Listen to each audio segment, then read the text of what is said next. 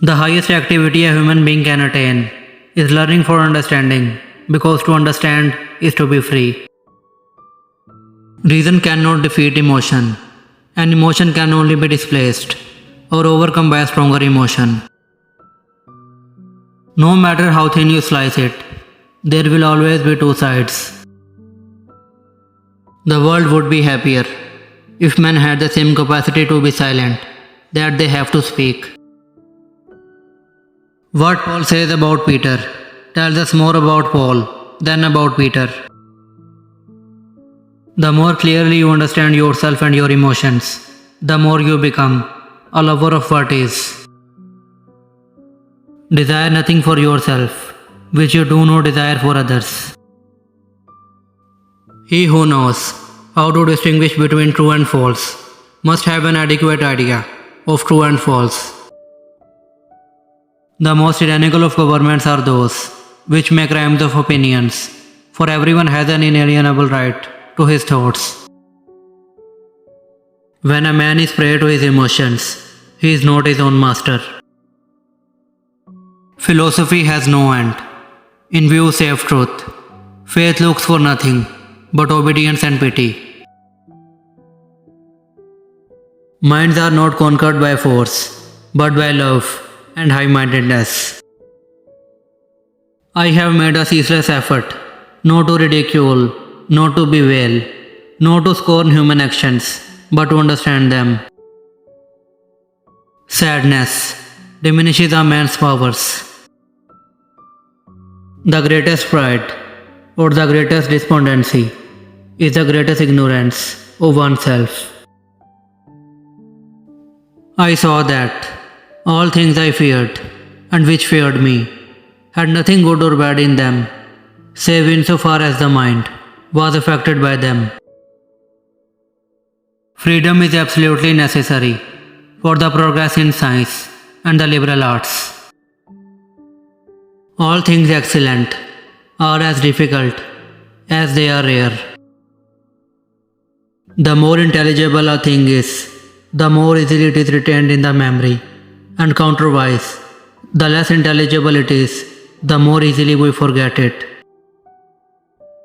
We feel and know that we are eternal.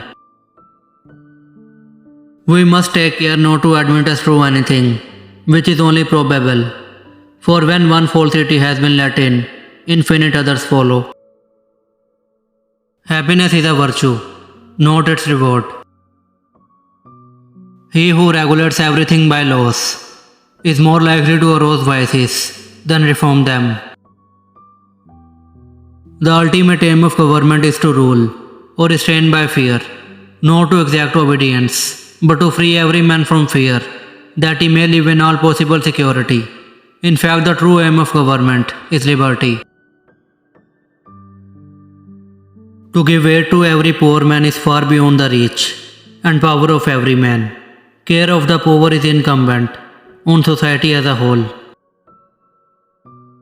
In the state of nature, wrongdoing is impossible, or if anyone does wrong, it is to himself, not to another. Ambition is the immoderate desire for honor. I can control my passions and emotions if I can understand their nature.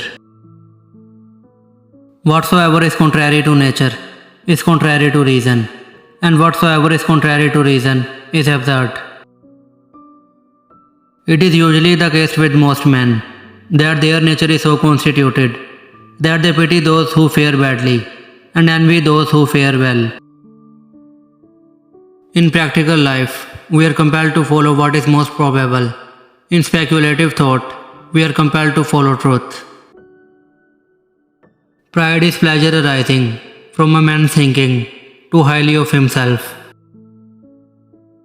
Peace is not the absence of war, but a virtue based on strength of character.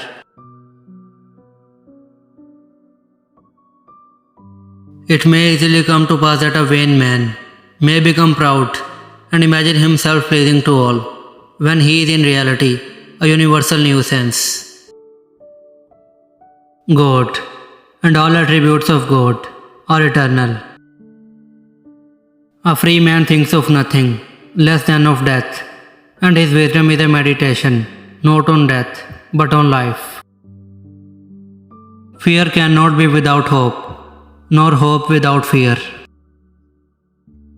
All happiness or unhappiness solely depends upon the quality of the object to which we are attached by love. I call him free, who is led solely by reason.